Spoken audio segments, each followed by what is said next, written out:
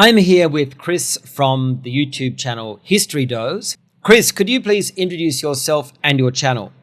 Yeah, thank you for the introduction. So I'm Chris. I'm the voice behind History Dose, but I'm also the researcher, writer, and then I collaborate with my brother Joe on all of the digital art. So he's the one actually, stylus in hand making that digital art.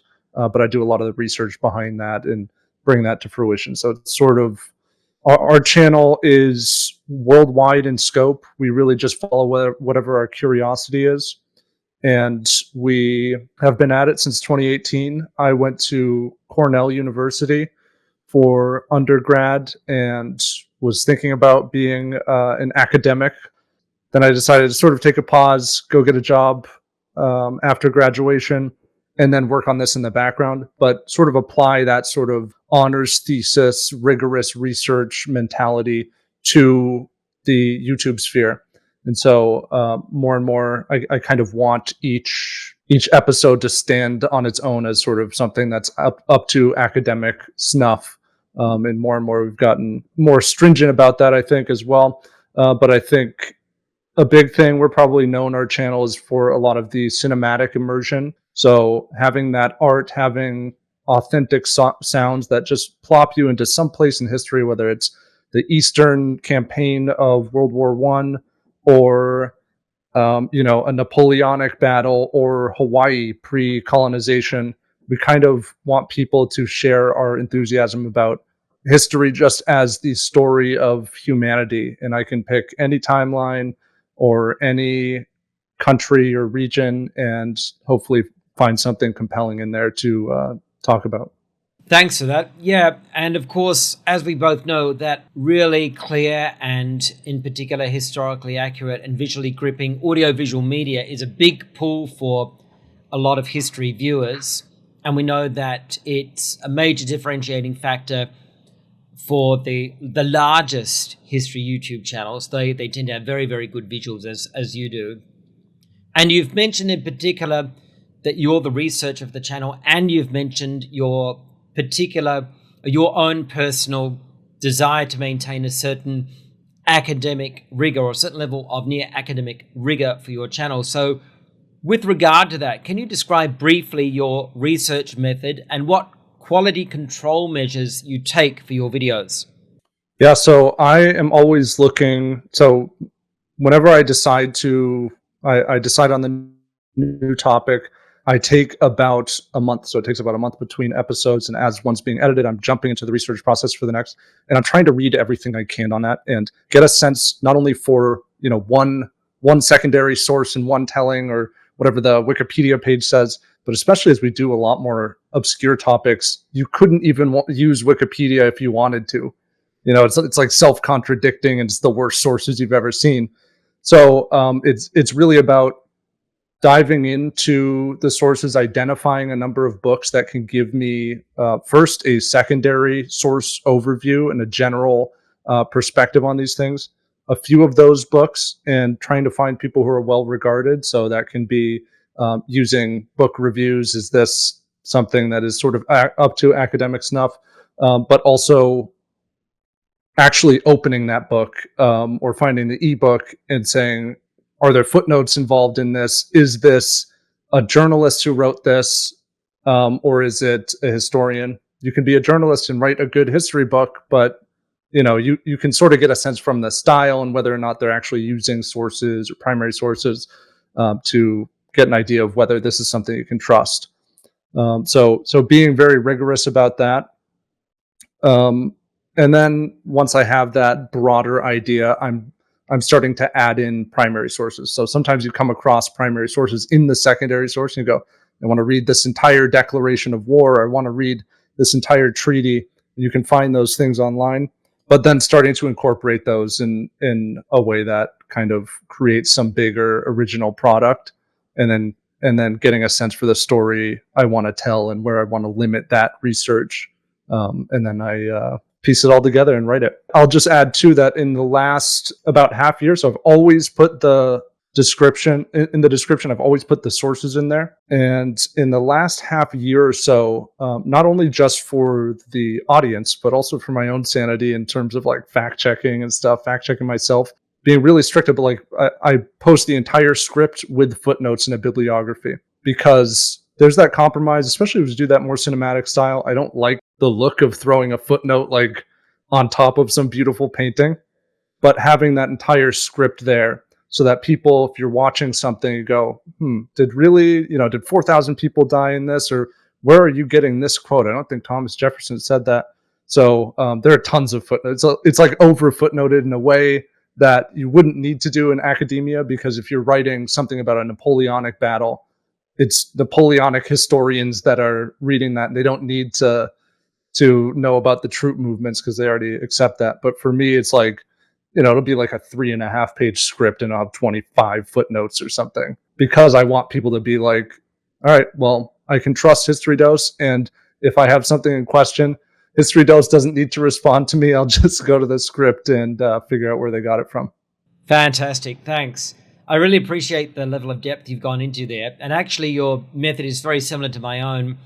I love drilling into footnotes and chasing footnotes. It's amazing what you find, or sometimes more disappointingly, what you don't find when you chase up someone's footnotes, you think, wow, scholarly paper, this is scholarly paper, and that footnote doesn't really check out. But it's kind of satisfying in a way, because you think, okay, well, I can't use that source, but I know why I can't use that source, because I checked it, and there's a moment of satisfaction when you realize that. It'll burn a whole day of work for me, because I'm like, I remember we did one on pirates, and it was like, this is such an amazing quote on the Bahamas or something, and how it had become this pirate den. And I'm like, it almost seems too good to be true, but it's in this one book, but he doesn't have a footnote. So you search it up online with the quotes, and then you have like this pop history pirate book that used it, and it had a footnote to a magazine, and it ended with the magazine. I was like, I'm not using it. I'm not using pop history pirate magazine,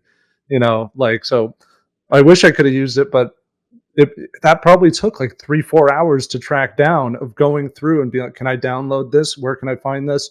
And then ultimately being like, I don't feel comfortable putting this in my video.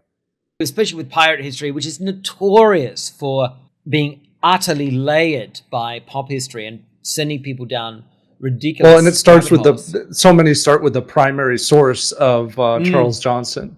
And you're just right, kind of like, exactly. You're just reading directly from that, and it's like, if you're going to tell that history, you have to be very clear that you're telling from this history, and say, even sometimes if I'm phrasing it a certain way, we don't know what happened at this point, but reportedly this happened or something. We don't know that it happened for sure, but yeah, and I mean that leads to another point, that when it comes to how do you systematize and present your sources as a history YouTuber? Well, we both know that narrative is what gets people in, and narrative is what people are coming for, and narrative is what keeps people listening. And that totally makes sense, because history is story. Of course, we're trying to present a factual story. And yeah, there is a real challenge in integrating and synthesizing your sources and constructing that narrative without speaking for your sources or speaking over them, and over narrativizing to the point that you start getting wrapped up more in your story than what the sources were saying. Oh, I hate that. I hate when someone's adding, the prince felt nervous as he walked there. I'm like, exactly. Did he write a diary or something? I don't think. That's right. You can't say that. Yeah, that's right. That's exactly the kind of thing I'm talking about. And yeah. So for me, if there's any details, if there's clouds overhead, or I say the sun shone on the troops into their eyes, that's because that was in a source. Right. Yeah. I would feel bad about including anything. If it's not snowing, I'm not going to say it's snowing. For my scripts, and maybe it's less so for other history YouTubers, but I do pay attention to sort of the prose and composition of it, and how that's how that's presented to people. And so in that sense, there is a bit of an art in that writing, that there's people I look up to. There's Steinbeck or Tolkien or some style that I might be going for in any given thing. So for me, to ever use that would feel unethical, because I'm essentially, it would be similar to presenting visual art, only this is just the written artistic form, and you're presenting something as your own that is not your own, that you didn't create. Again, I feel less bad if people are explicitly coming out and saying, this is AI art, this is AI written.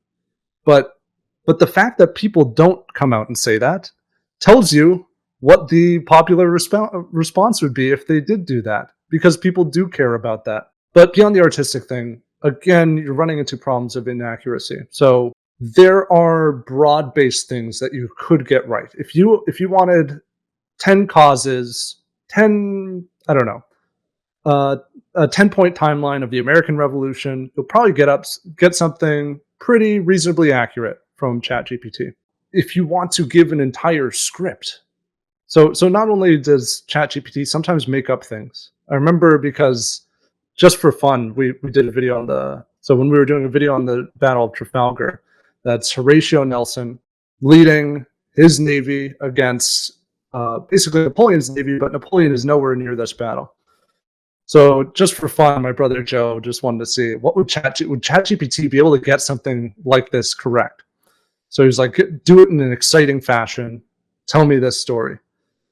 From the first frame of it, you have Nelson locking eyes with Napoleon on another ship. Then you got your sword fight. So it's like, right. So that anytime you want to have style, it's going to replace the style with it. Not only does it sound a little corny and cliche, but you have this inaccuracy. So every now and then you have ChatGPT just make up an entirely inaccurate detail. And even when I've tried to do things like, I've been curious about, would it be able to do stuff like fact check? It's like a mixed bag. So I've even put paragraphs into it and be like, let me purposefully put some inaccuracies. I'm going to change September to August, and I'm going to change this date to this date. It catches it like 50% of the time. But those are well-known events. So Napoleonic Wars probably be good. World War II, the big battles, you'll probably be able to get those. But the other thing that is going to miss is all of the nuance in there. So it's, unless somebody wrote on Wikipedia that this is a debated point, it's probably not going to come up with that on its own. The ChatGPT is not reading, the 80 books that have been written on this specific battle and saying, well, actually, this scholar says this, but the 1996 work actually questioned that based on this primary source. No, it's not doing that. So you're going to get kind of like a very flat, inaccurate in some ways, or perhaps overly certain account of the way something happened. So you can't really trust what's going in there. It's not generally going to cite its sources. I haven't used it, but I think the Bing one might cite its sources. But again, those are going to be basically online sources. So it's like, it's going to cite a New York Times article, but it's not going to cite page 49 of, volume 3 of this thing on the Civil War. So I would never use ChatGPT in any way to write, or as it should never be used as a source unto itself. If ChatGPT tells you something, double check ChatGPT. I really appreciate the depth that you went into with that answer, and primarily from that perspective of authenticity. And as you mentioned, what am I expected to do? I like the fact that you addressed it from the artistic perspective, the human touch, as we might call it, the touch of the artist. Or, for example, that if a viewer is coming to my YouTube channel to see me synthesize the sources, then yes, they are expecting my synthesis, my perspective, my collection and integration of the sources. Otherwise, why are they here? If they are receiving something that they could do by themselves in ChatGPT, then why would they be here? So I think the authenticity of the artist, we might call it, was your first point. I really agree with that. The other point, naturally, of course, that you made with the concerns over the lack of accuracy in using a tool like ChatGPT, and in particular, the lack of research rigor. Very important concern, as you would know, a very important concern for me, in particular my channel, which prioritizes fact-checking and really digging deeply into sources and presenting all of my sources. to the audience, to my audience, for transparency purposes. So the lack of rigor of research that ChatGPT and other AI tools do, typically staying at the surface level, not picking up on academic debates, unable to differentiate between strong and weak sources. I thought that was a very good point. Kind of on that point of, why would you go to a creator if they're just regurgitating the same answer you could get yourself? It was that same point that kind of drove me to start the channel, which was, I was in school reading all of these history books, and I take a course. I took a course called Oceans. It was a history of oceans or something. Doesn't really sound that interesting. It was probably the best class I've ever taken. So every week would just be like a deep dive into whaling on Nantucket, or just anywhere around the world, and it was this entire course kind of to give you a sense of the ways humans have interacted with oceans. So 1 week might be on the role of the supernatural, how we conceive these myths and supernatural things related to the oceans. What folklore comes out of the ocean? What do we see from it? What are these broader human stories that we get out of it from ancient times to modern times? I would read all these like amazing things, and it'd be like, this is nowhere online, or if it is, it's one sentence that says there was folklore on Nantucket about the ocean, or some believe these omens or something. But in the way I thought of it is like, it's almost, because if we're just being realistic about it, there aren't millions of people that want to read that book, or they aren't actually going to read that book. But maybe there's a way I can sort of unlock it from this kind of, to many people, intimidating box of academia. I can unlock these really fascinating things. Then if I'm citing my sources, maybe you get curious enough to go actually look at those sources and read for yourself. But these fascinating things where you go, there was one thing, it was like a Scandinavian folklore, and they believed these things called draugrs. If you didn't give a sailor a proper Christian burial, they would come back as these kind of like malevolent undead figures, and they might torment you, or put excrement on your ropes and stuff like that. And it's like, you don't even find that online. And I was just like, I would love, that was the sort of thing where I'm like, that would make a fun video to tell somebody about this, and look how cool this is. And ChatGPT could never do that, because it would only ever take the Wikipedia, So yeah, that's it. It's sort of anathema in a sense to my goal of the channel, which was like, let me do the historical research you don't want to do or won't do, and package it and synthesize it in a way that is digestible and interesting, and hopefully it's the history dose. It's the dose that sort of gets you hooked on it, and you end up wanting more. And I really appreciate the work that you're doing, because I always, part of me was always thinking like, I wish I had like another anonymous YouTube channel where it wouldn't start any drama, but I'm like, where I could be like, no, you got that wrong in that video. And I remember seeing certain Kings and Generals videos where it's just like, no, the invasion, the siege of Baghdad. When I looked into it and was doing the research for the art, the round city that's the hallmark Abbasid Baghdad was barely standing at that time, and had mostly moved to the other side of the river. And they just go to the map in Kings and Generals, and it's just the round city. And it's like, what that is sort of like a Wikipedia information. What did it look like in Abbasid times? And then you just assume that's what it looked like at the end of Abbasid times too, and stuff like that. And I those are things that very, very few people are going to call out in the comments. And because, the more and more niche you get in these topics, you are just really not going to, you can get by with falsifying stuff, with making up details or filling in the blanks. And maybe a couple people will call you out, but you can always delete the comments, or maybe the comment gets 10 likes and who noticed? What did it have any impact on your views? Not really. It's those bigger problems of like plagiarism that I think hurt channels more, but not always. Who was the other one? Is it Mark Felton or something who had done some plagiarism? I don't know that it really impacted him, but to me, there's the goal too is that you have a certain reputation, and that sort of builds this bigger brand. Once again, thank you so much for agreeing to be interviewed. And thanks a lot for your contributions. I think it's really great to have these discussions. I really appreciate a channel your size taking your time out, contributing to a discussion which we know is already taking place at some level in our own community. And as we both agree, should really be taking place in a more public way. And I think one very valuable result of publicizing this discussion is to get our audience involved. We do care about our audience. That's why you and I put the effort in. We want our audience to be educated. We want them to be able to make the differentiations between accuracy and inaccuracy, and between the content that they're coming for and the content that they maybe are being presented with, which isn't what they are coming for. So I really appreciate your perspectives and the effort you've put in and the time you've taken so that we can raise this issue to a more public level and get our own audience involved in discussing the topic, which I think really needs to happen. Thank you, John. Yeah, it was easy to talk a lot about it just because I talk a lot about it with my brother Joe, and these are issues we care about a lot, just not only for the preservation of our channel, but trying to articulate what is our problem with these other things.